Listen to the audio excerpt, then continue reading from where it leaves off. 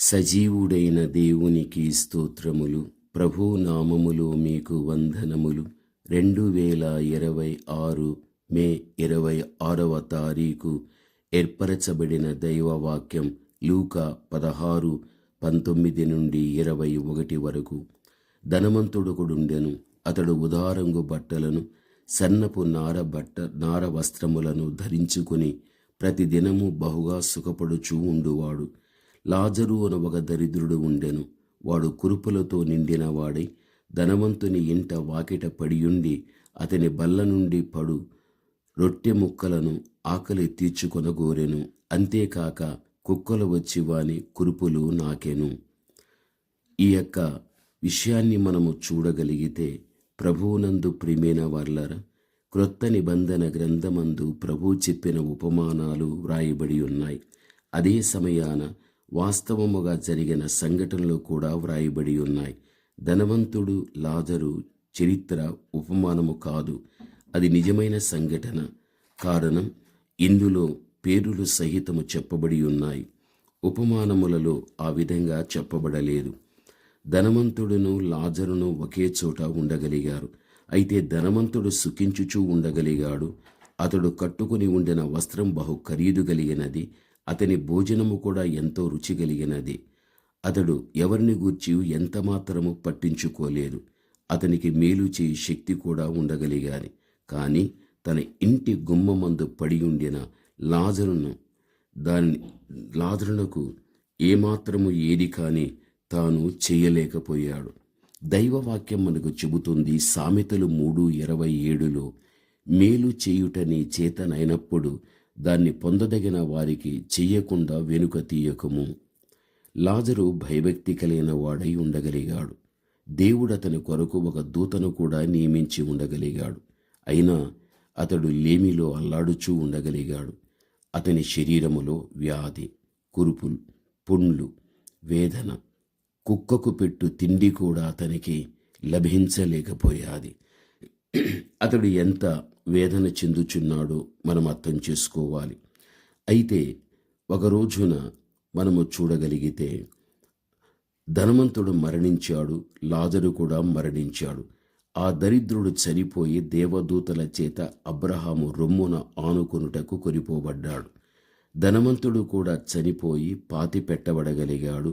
అప్పుడతడు పాతాళములో బాధపడుచు కన్నులెత్తి దూరము నుండి అబ్రహాము అతని రొమ్మున ఆనుకుని ఉన్న లాజరును కూడా చూడగలిగాడు.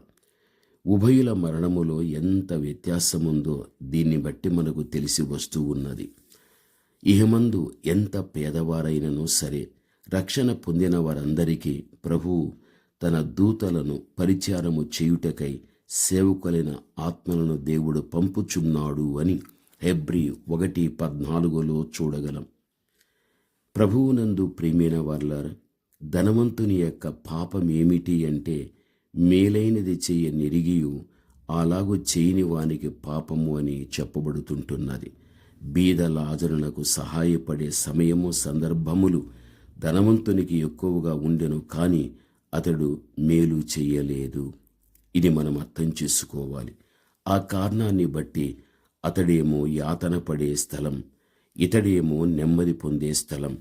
వీరి మధ్యన ఒక పెద్ద అగాధం. అక్కడి వారు ఇక్కడికి, ఇక్కడి వారు అక్కడికి వెళ్ళటానికి అవకాశము లేనటువంటి పరిస్థితులు వాక్య భాగములు మనము చూడగలం.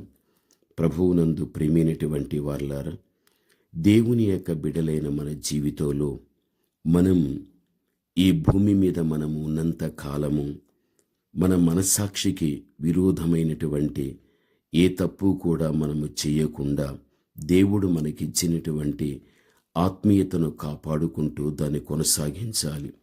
బైబిలు చెబుతుంది, సంతుష్టి సహితమైన దైవభక్తి గొప్ప లాభ సాధనమై ఉన్నది. మనం ఈ లోకములోనికి ఏమీ తేలేదు. దీనిలో నుండి ఏమి కూడా మనము తీసుకొని పోలేము. అందుకే అన్న వస్త్రముల గలవారమై ఉండి వాటితో తృప్తి పొందేవారుగా ఉండాలి. ధనవంతులగటకు అపేక్షించువారు శోధనలలో, ఉరిలో, అవివేకయుక్తములను, హానికరములైన అనేక దురాశలోనూ పడిపోతారు. అట్టి మనుష్యులను నష్టములోను, నాశనములోను ముంచివేయును. అట్టివన్నీ కూడా ప్రభువునందు ప్రియమైనటువంటి వాళ్ళారా, దేవుని యొక్క బిడలైనటి మనం గ్రహించవలసిన విషయం, ధనాపేక్ష సమస్త కీడులకు మూలమని దైవవాక్యం మనకు తెలియపరుస్తున్నది. కొందరు దానిని ఆశించి విశ్వాసము నుండి తొలగిపోయి నానా బాధలతో తమ్మును తామే పొడుచుకున్నారు అని 1 తిమోతి 6:6-10 వరకు మనము చూడగలిగితే మనకు తెలియపరచగలుగుతుంది. కావున లోక సంబంధమైన ఐశ్వర్యము కంటే దేవుని కృపా మహదైశ్వర్యం, మహిమైశ్వర్యం కోట్ల రెట్లు గొప్పది. కనికర సంపన్నుడగు దేవుడు దయచేయు ఐశ్వర్యం పరలోక సంబంధమైనదై ఉండగలిగాది. కాబట్టి మొదట మనం ఆయన రాజ్యాన్ని, ఆయన నీతిని మనం వెతకాలి. అప్పుడు అవన్నీ కూడా మనకు అనుగ్రహించబడగలుగుతాయని యేసుక్రీస్తు స్వయానా చెప్పిన మాట మత్తయి 6:33లో. కాబట్టి దేవుని బిడ్డలైన మనం భూసంబంధమైన జీవితములో ధనవంతుని ఇంట వాకిట లాజరు ఒక భిక్షగాని వలె పడి ఉండడం, పరలోక సంబంధమైన జీవితములో ధనవంతుడు భిక్షగాని వలె ఒక బొట్టు నీటి కొరకు బ్రతిమాలి అడగడం మనము చూస్తూ ఉంటున్నాం. గమనించవలసిన విషయం, ధనవంతుడు పరలోకానికి వెళ్ళడం కష్టం. భూమి మీద భక్తిపరుడుగా ఉండి భూమి మీద దరిద్రుడుగా ఉన్నప్పటికీ కూడా తనువు చాలించిన తర్వాత భవిష్యత్తు యొక్క దీవెన ఎంతో గొప్పదిగా ఉండడం అనేది జరుగుతుంది. కాబట్టి ఈరోజు నీకు ఏది ఉండినా ఏది లేకపోయినా ఉన్నదానిలోని సంతృప్తి కలిగి నీ ఆత్మీయ జీవితాన్ని కాపాడుకుంటూ నువ్వు కొనసాగించుకున్న వ్యక్తివి కాగలిగినట్లయితే ఆయన పిలుపు వచ్చినప్పుడు నీవు కూడా లాజరు లాంటి నెమ్మది కలిగిన పరలోక రాజ్యంలోనే ఉండడం జరుగుతుంది. నీ చుట్టూ ఉన్నటువంటి ధనవంతులు ఎంతమంది ఉండినా వారి నుండి నీవే మేలు పొందలేకపోయినా, ఒకవేళ ఎదురు చూచిన సహాయము లేని స్థితిలోని ఉన్నప్పటికీ కూడా నీలో ఉన్న భక్తిని కాపాడుకుంటూ కొనసాగించు.